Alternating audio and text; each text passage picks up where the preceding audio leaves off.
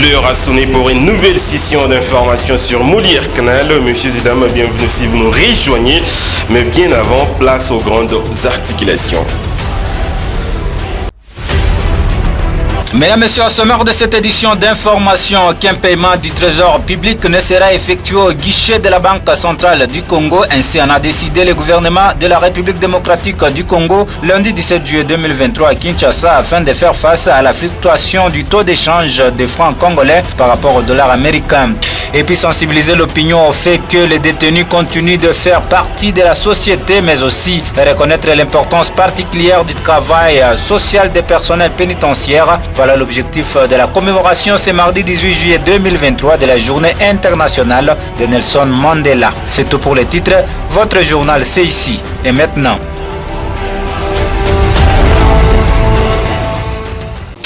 Encore une fois, bienvenue. Ouvrons cette grande édition du journal par ces titres. Désormais, aucun paiement du trésor public ne sera effectué au guichet de la Banque centrale du Congo.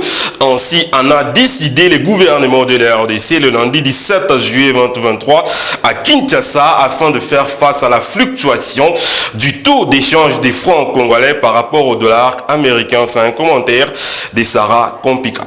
Il a été décidé le lundi 17 juillet 2023 par les gouvernements de la République démocratique du Congo qu'aucun paiement du trésor public ne sera effectué au guichet de la Banque centrale. Cette mesure est prise pour faire face à la fluctuation du taux d'échange du franc congolais par rapport au dollar américain. Il s'agit là d'une des mesures phares prises au terme d'une réunion spéciale tenue par le président de la République sur la situation de la monnaie nationale. Cette annonce a été faite par le ministre de la Communication, Patrick Mouyaya, via son compte Twitter. Rappelons que la réunion était présidée par les chefs de l'État Félix-Antoine Tshisekedi Tshilombo, les premiers ministres, les ministres du secteur économique, les représentants du patronat, du secteur bancaire et la gouverneure de la Banque centrale du Congo ont notamment pris part à cette rencontre. Pour rappel, depuis plusieurs semaines, les marchés d'échange est en surchauffe. Le franc congolais se déprécie face au dollar américain.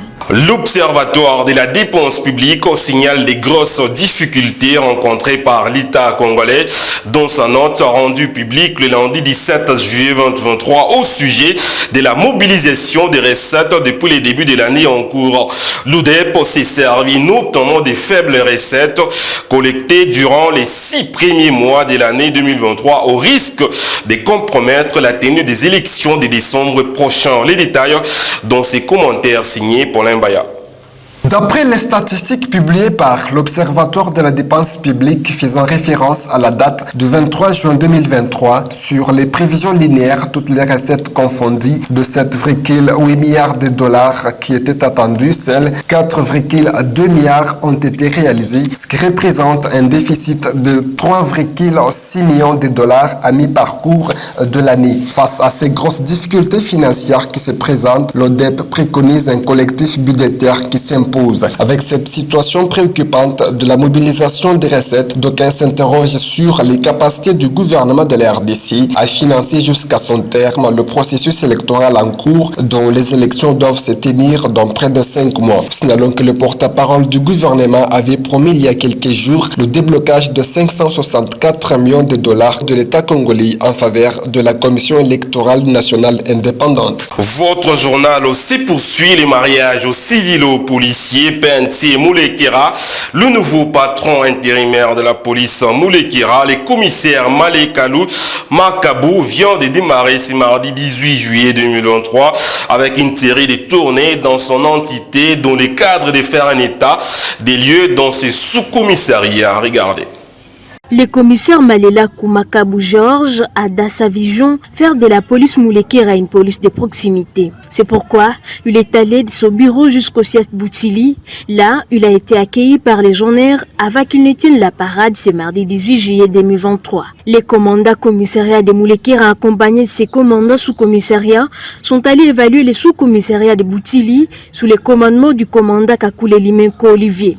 À son arrivée à 7h30, Malela Kumakabu Georges a signifié sa présence sur une idée fondée des polices de proximité dans son entité. Dans son speech aux éléments retrouvés sur place, le commissaire Georges a rappelé que la mission primordiale de la police est la sécurité des personnes et de leurs biens. Cette sécurité doit être recherchée par l'approche de la police à la population, a-t-il indiqué. La visite a été un ouf de soulagement pour la police de cette entité. Notez que la série de visites du commandant commissariat de Moulekera débute ce mardi et se poursuivra dans d'autres sous-commissariats. D'une province à une autre, le gouverneur de la province du Haut-Katanga, Jacques Kiabula Katoué, a échangé le lundi 17 juillet 2023, tour à tour en son cabinet de travail avec le ministre national du numérique Ebiranda Kolongolé et la présidente du conseil d'administration du fonds de promotion de l'industrie, Vicky Katumba, l'essentiel de ces deux audiences, dont cet élément de reportage. Le chef de l'exécutif provincial a pris langue ce lundi 17 juillet 2023 avec la PCA du FPI, Vicky Katumwa, et tout son comité de gestion. Il était question d'échanger sur la supervision des projets financés par les FPI dans le Haut-Katanga. Nous sommes en mission de supervision et de visite de projets qui étaient autorisés par le conseil d'administration qui sont implantés ici dans le Haut-Katanga. A noter que plusieurs opérateurs économiques de la province cuprifère bénéficient de l'appui financier du FPI. Par la suite, le gouverneur de province accordera son hospitalité au directeur général de l'OGFREM. Jacques Kiabula Katoué et William Kazumba Mayombo ont essentiellement traité des actions de l'OGFREM pour le décongestionnement de la frontière de Kasumbalesa afin de rendre fluide le trafic sur la nationale numéro 1. J'avais un autre agenda, un agenda de vulgarisation d'un contrat d'adhésion qui est une des pistes que l'OGFREM veut mettre en place pour décongestionner nos difficultés et décongestionner le problème d'encombrement à la frontière. Cette mission du directeur général de l'OGFREM s'inscrit dans la suite de celle des ministres des Transports congolais et sud-africains la semaine dernière. Différents projets déjà menés sur terrain et les perspectives d'avenir au profit des femmes démunies ainsi qu'aux enfants en rupture des liens familiaux par l'ASBL au centre d'éveil de la femme CEP en sigle ont été présentés le lundi 17 juillet 2023 à travers une conférence de presse animée dans la ville de Lubumbashi. Témoin de l'événement, Johnny Ngala. Pour faire connaître au grand public ces œuvres philanthropiques réalisées depuis 2017 en faveur de la femme et des enfants en rupture des liens familiaux, l'ASBL Centre d'éveil de la femme, CEF en sigle, a tenu ce lundi 17 juillet 2023 un point de presse dans la ville de Lubumbashi afin d'éclairer l'opinion sur différents projets de bienfaisance déjà menés sur terrain et les perspectives d'avenir au profit des femmes démunies ainsi que des enfants délaissés. En 2012, nous avons donc démarré le centre avec comme objectif justement l'encadrement des femmes. Mais qui dit femmes en situation difficile, il y a aussi des enfants à côté. Alors à l'époque, nous avons aussi pensé créer un projet pour les enfants malnutris. Donc les deux projets évoluent ensemble de 2012 jusqu'en 2015.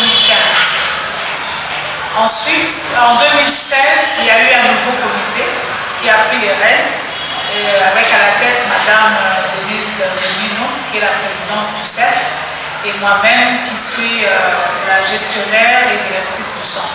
À l'heure actuelle, les centres d'éveil de la femme encadrent sur son site 24 enfants, filles et garçons, et ces derniers sont pris en charge du côté scolarité, nourriture et soins médicaux, a laissé entendre la directrice de cette ASBL, Nina Kibambi. Nous avons démarré avec le projet que nous appelons Prospettiva, c'est un mot italien, mais qui veut dire perspective d'avenir. Nous avons commencé ce projet en 2016 et nous avions commencé avec 6 enfants seulement.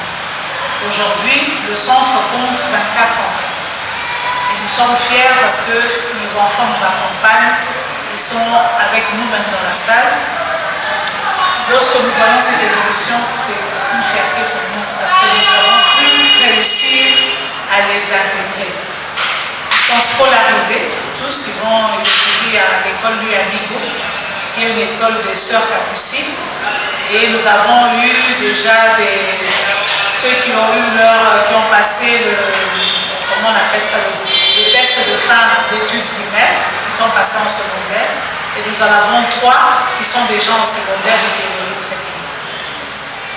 Alors ça c'est par rapport aux enfants. Avec les femmes, nous avons aussi continué le projet des femmes, et cette fois-ci avec des formations. Pour les femmes, les formations, nous les faisons selon deux fois le besoin et la demande. Donc nos premiers axes ont été plus du côté des violences faites à la femme sur le milieu professionnel et dans le milieu conjugal. Ce qui nous a poussé à créer un numéro vert avec les avocats qui nous accompagnent. Nous avons créé un numéro vert pour aider les femmes à venir faire des consultations gratuites sur les harcèlements qu'elles peuvent subir au milieu professionnel, mais aussi les abus que les femmes rencontrent dans leur vie conjugale. C'est par une série de questions-réponses que cette conférence de presse a connu son déclin. Le Fonds de promotion de l'industrie FPI, direction provinciale du Katanga, via son PCA, Vicky Katoumoa, a effectué ce mardi 18 juillet 2023 une visite des installations des industries bénéficiant de son financement. Objectif, passer en revue le projet financé et connaître les difficultés de ses promoteurs. Reportage Erika Lutumba. Mettre en place un tissu industriel concourant à la valorisation des ressources locales permettant de satisfaire les besoins locaux, passer en revue des projets financés et connaître les difficultés de ses promoteurs durant le parcours de l'implantation du projet. Voilà l'objectif majeur de la descente sur terrain ce mardi 18 juillet 2023 de Vicky Katoumoa, PCA du Fonds de promotion de l'industrie FPI en cycle, au sein de l'usine de traitement, de transformation et de fabrication des matières premières en produits finis des industries MES, Congo Cable and Transformer et d'autres, ainsi que différents laboratoires de Rainbow, ont fait la satisfaction de Vicky Katoumoa. Nous sommes là parce que c'était le moment de visiter le projet, autorisé par le conseil d'administration et financé par la direction générale. Nous sommes par le FPI. Donc c'était pour nous le moment de passer en revue tous ces projets financés et connaître les difficultés que les promoteurs ont connu durant le parcours de l'implantation et du lancement de ce projet, et aussi prodiguer des conseils s'il le faut. Parmi les projets qui sont rentables, on n'a pas encore fait la conclusion parce que nous sommes en train de visiter, mais déjà nous sommes beaucoup plus satisfaits du fait qu'on a trouvé quand même des promoteurs qui sont sérieux et qui se sont mises, qui mettent en application les contrats qu'on a signés entre nous et eux, et qui travaillent pour le pays. Réduire la dépendance de l'économie vis-à-vis de l'extérieur par la production des matières destinées aux industries locales et les produits finis concurrents aux biens importés est le cheval de bataille du FPI, a-t-elle renchéri. Il faut vraiment les encourager parce que c'est des personnes morales ou physiques qui font la fierté de notre pays. Et comme vous l'avez constaté avec nous, en tout cas, le Congo va diminuer le nombre des importations de certaines infrastructures, entre les câbles, entre de la tuyauterie, comme vous avez vu, entre autres ce qu'on a de cathodes qu'on a visité chez Anodos. Donc c'est quand même encourageant. Des huiles usées qu'on est en train de transformer en huile qu'on peut utiliser pour les véhicules, pour les industries. C'est encourageant pour l'industrie de la République démocratique du Congo qui est en train de renaître. Rappelons que le Fonds de promotion de l'industrie a pour mission principale de promouvoir l'essor de l'industrie congolaise. Présentation le lundi 17 juillet 2023 d'un nouveau transformateur du courant électrique à la population de la ville frontalière de Kasumbalesa, précisément dans la cellule Lumérite par les communautés des habitants du coin choisis pour collecter l'argent d'achat. Durant 3 mois d'affilée, la population de la cellule Le Mérite dans la ville frontalière de Kasumbalesa s'était vue privée de l'énergie électrique suite à une panne survenue au transformateur de la sous-station de la SNEL. Ainsi, pour pallier à cette difficulté, les habitants de cette contrée se sont organisés en initiant une stratégie de cotisation par ménage jusqu'à totaliser la somme d'argent, laquelle leur a permis de payer un nouveau transformateur dont la présentation au grand public a eu lieu le lundi 17 17 juillet 2023 par les comités de suivi. Après la dite présentation, le président du comité de collecte des fonds est revenu sur l'essentiel de cette sorte de prise en charge populaire. Un transport privé pour un monsieur. Là, lorsque le transport est tombé en panne, le monsieur était incapable d'acheter un autre transport. C'est par là que la population a pris une décision de se prendre en charge d'acheter un nouveau transport. Maintenant, après avoir acheté le transport, comme le transport coûtait très cher, la population a fait un recours à notre élu national député en appelé Kabila Kalenga pour venir en aide. C'est par là que l'honorable a dit non, je suis là, élu du peuple, il faut que je fasse quand même un geste pour la population. L'honorable a envoyé quand même une somme d'argent, 1200 $ pour l'achat des disjoncteurs. Par ailleurs, cette population demande aux personnes de bonne volonté de leur venir en aide pour l'achat d'un disjoncteur afin que cette partie de Kasumbalesa soit alimentée en énergie électrique. De par son cœur plein de générosité, la gouverneure de la province du Olomami, Yumba Kalenga Isabelle, a effectué une visite de consolation au sein de la famille du feu pasteur de l'église au 30e CPECO Kamena, en la personne de Kitwa Wakasaka Maurice.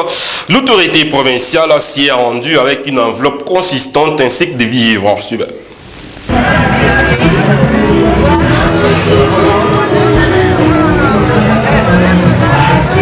Pleurons avec ceux qui pleurent, recommande la Sainte Écriture. Ces passages bibliques a été mis en pratique par la gouverneure de province, honorable Dr Yumba Kalenga Mushimbi Isabelle, appelée affectueusement femme au bon cœur, Lolo Ilolo, compatissant au malheur qui vient de nous arracher, le pasteur Kitwa Wakasaka Maurice. Sur place, l'exécutif provincial a réconforté la famille éprouvée, car c'est Dieu qui donne et qui arrache au même moment. Rappelons que l'illustre disparu, le fait Kitwa Wakasaka Maurice, fut pasteur de l'église 30e CPECO, église dans laquelle il a servi fidèlement son Dieu. Dans sa jubilaire, l'exécutif provincial a remis une enveloppe à la veuve et quelques vivres pour subvenir aux besoins quotidiens. Après ces moments de réconfort, il a été impérieux pour l'autorité des provinces de regagner son bureau pour d'autres fins. Restons toujours dans la même province où la gouverneure Yumba Kalenga Isabelle a répondu à l'invitation de l'évêque méthodiste Guy Mondé, accompagné d'une délégation de missionnaires revenus de Kamina. Il faut noter que cette soirée était agrémentée par différents groupes folkloriques. L'Église et les pouvoirs politiques doivent être en parfaite collaboration afin de mener à bon port le développement d'une entité. Connaissant bien cette pensée, la gouverneure du Olomami, honorable Dr Yumba Kalenga Mushimbi Isabelle, n'a pas hésité de répondre à l'invitation de l'évêque méthodiste Guy Mondé, qui conduisait une forte délégation de missionnaires venus à Kamina pour une conférence. De cette soirée culturelle, plusieurs chorales ont agrémenté la circonstance. La musique folklorique n'a pas été du reste.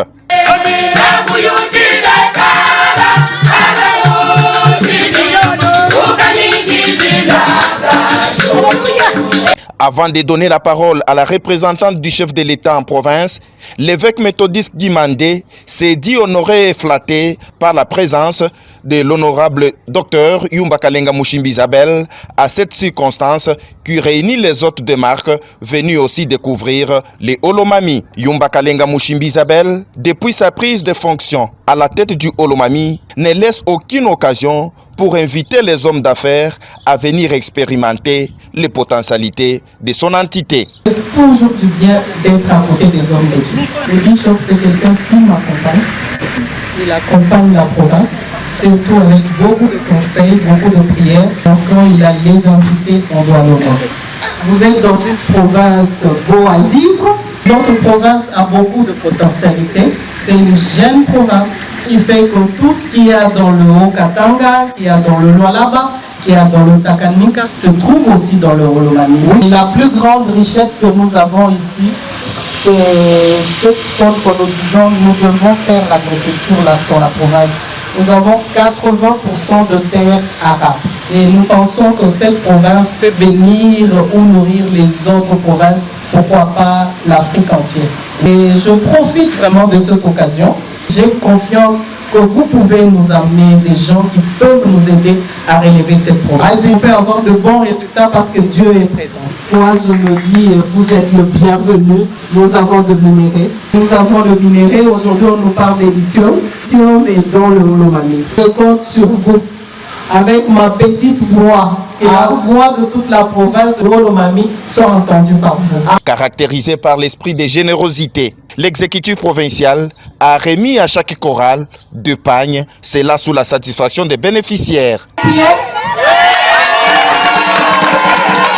Réunis comme un seul homme, les missionnaires méthodistes ont remis la province par l'entremise de l'exécutif entre les mains du Seigneur pour que toutes les démarches menées par la gouverneure au profit de sa population aboutissent à un bon port. Rien n'étant à l'ordre du jour, l'exécutif provincial s'est séparé de ses hôtes.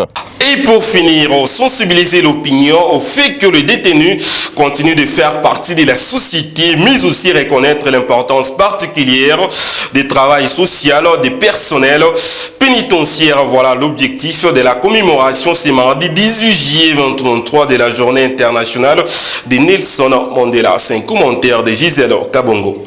La journée internationale de Nelson Mandela a été proclamée par l'Assemblée générale des Nations unies le 10 novembre 2009. Elle est commémorée le 18 juillet de chaque année en hommage et à la contribution de l'ex-président sud-africain qui a apporté la lutte à la démocratie sur l'échelle internationale, de la promotion à la protection des droits humains et à la diffusion d'une culture de paix dans le monde entier. En décembre 2015, à l'occasion de l'adoption de l'Assemblée des règles minima des Nations Unies pour le traitement des détenus sous sa forme révisée, cependant, l'Assemblée générale a approuvé sa nomination. En outre, Nelson Mandela a décidé d'atteindre la porte de la journée internationale Nelson Mandela afin de promouvoir des conditions de détention humaines. Ceci a pour objectif de sensibiliser l'opinion au fait que les détenus continuent de faire partie de la société, ainsi de reconnaître l'importance particulière du travail social accompli par les personnels pénitentiaires. Raison pour laquelle l'Organisation internationale du travail se joint à la communauté pour marquer la journée internationale de Nelson Mandela, commémorée chaque année à l'honneur du leader sud-africain à la date de son anniversaire, le 18 juillet. Pour une petite histoire, Nelson Mandela était en prison pendant 27 ans. Le leader du mouvement visant à mettre fin à l'apartheid en Afrique du Sud fut libéré le 11 février 1990. Ce journal est terminé. Je vous convie à suivre les rappels des titres. Vous avez suivi au cours de cette édition d'information, aucun paiement du trésor public ne sera effectué au guichet de la Banque centrale du Congo, ainsi qu'en a décidé le gouvernement de la République démocratique du Congo lundi 17 juillet 2023 à Kinshasa, afin de faire face à la fluctuation du taux d'échange des francs congolais par rapport au dollar américain. Vous avez également suivi et sensibilisé l'opinion au fait que le détenu continue de faire partie de la société, mais aussi reconnaître l'importance particulière du travail social des personnes pénitentiaires. Voilà l'objectif de la commémoration ce mardi 18 juillet 2023 de la journée internationale de Nelson Mandela. Fin complète de cette grande édition du journal sur Molière Canal. Merci à tous de l'avoir suivi. À la prochaine.